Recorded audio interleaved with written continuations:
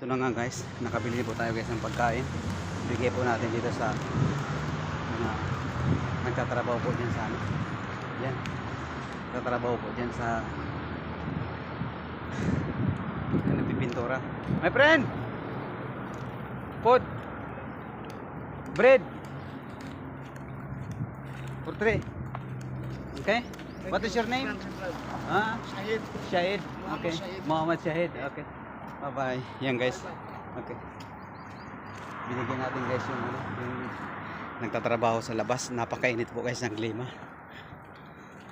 Kahit paano guys nakakagawa tayo ng ikakasaya po ng mga hindi lang po kabayan natin, hindi lang kalahi natin.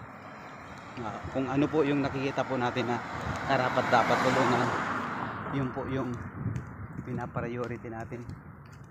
So dito na tayo dadaan sa ibang area.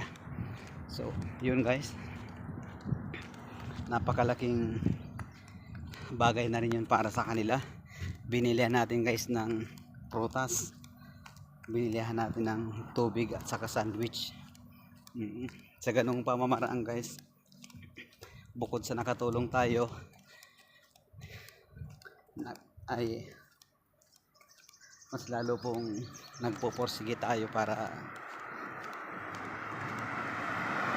tuloy-tuloy po yung blessing at makaka-share din tayo ng mga bagay na kahit sa hindi po ganong kalalakihang bagay. Yun, balik na tayo guys. Yan. So salamat guys. Iniwanan natin guys na naka-live tayo. Iniwanan po natin yung cellphone natin doon na naka-live. Pero okay lang yun dahil nagpaalam naman tayo na magla-live muna bibidyo muna tayo dito sa labas. Kaya yun.